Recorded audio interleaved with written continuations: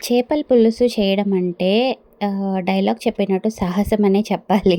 ఎందుకంటే చేపల పులుసు అందరికీ కరెక్ట్‌గా అయితే రాదు. ఒక్కొక్కళ్ళు ఒక్కొక్క స్టైల్‌లో చేస్తారు. సో, ఎవరి స్టైల్ వాళ్ళది అండ్ ఎవరి టేస్ట్ కూడా వాళ్ళది. మనం దేన్ని ఏమి చేయలేమనమాట. అంటే నువ్వు ఇలా చేసావు, ఇలా ఉంది అని ఒకళ్ళని ఎప్పుడు మనం అలా చెప్పకూడదు, చూడకూడదు. సో, ఎవరి టేస్ట్‌కి తగ్గట్టు ఎవరికొచ్చినట్టు వాళ్ళు చేస్తారు. అండ్ ఇక్కడ నేనైతే మంచిగా ఫిష్‌ని అయితే క్లీన్ చేసేసుకుంటున్నాను.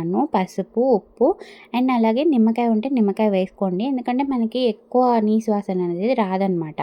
ఇక్కడ ఇంకా మంచిగా అయితే క్లీన్ చేసేసుకున్నాము. తర్వాత నేను చేసే ప్రాసెస్ మాత్రమే చెప్తున్నాను.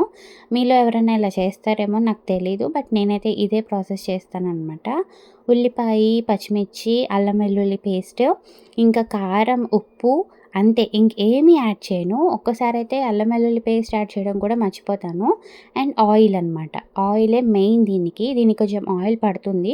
అండ్ చింతపండు పులుసు. చింతపండు పులుసు మనం ఎంత చిక్కగా పిండుకుంటే అంత బావుంటుంది. ఎందుకంటే మనం వాటర్ పోస్తాం కదా! ఇంకా తగ్గిపోతదనమాట. సో, ఉడికే కొద్దీ కొంచెం థిక్ అవుతుంది. But it's okay. తర్వాత ఇంకా ఆయిల్ పోసుకోవాలి. ఆయిల్ అయితే కొంచెం పడుతుంది. ఎందుకంటే దీనికి టేస్టే ఆయిల్. ఇంకా ఆయిల్ అంతా వేసుకొని మంచిగా మిక్స్ చేసేసేయండి. ఇక్కడ కూడా నేను సాల్ట్ వేయడం మర్చిపోయాననమాట. సో, అలా ఉంటుంది. వేసానో లేదో గుర్తులేదు కూడా. ఇంకా మా హస్బెండే చేస్తారు. నేనైతే పట్టుకోను, తింటాను. ఇంకా మేము యాక్చువల్‌గా ఫ్రైకి అన్నట్టు అనుకున్నాము. ఇంకా పీసెస్ ఎలా కట్ చేసాడనమాట. ఇంకా ముక్కలేంటంటే ఇక్కడ ఇది మునిగేంత వరకు మనం వాటర్ పోసుకోవాలి.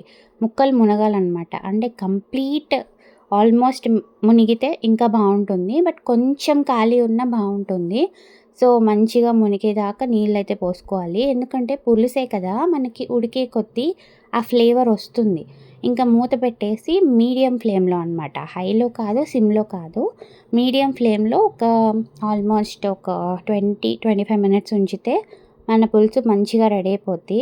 యాక్చువల్లీ మేము కరివేపాకు ఈ మధ్య వేయడం స్టార్ట్ చేసాం. ఫస్ట్‌లో అయితే అసలు వేసేవాళ్ళం గూడా గాదు. అండ్ పులుసైతే మనకి చూడండి, ఇందాకైతే వాటర్‌గా ఉంది అనిపించింది కదా! ఇప్పుడు చూసారా ఎంత చిక్కగా అయిపోయిందో. అలాగే ఉంటుంది. ఇంకా టేస్ట్ మాత్రం చేసిన రోజు కంటే నెక్స్ట్ డే సూపర్ టేస్టీగా ఉంటుంది.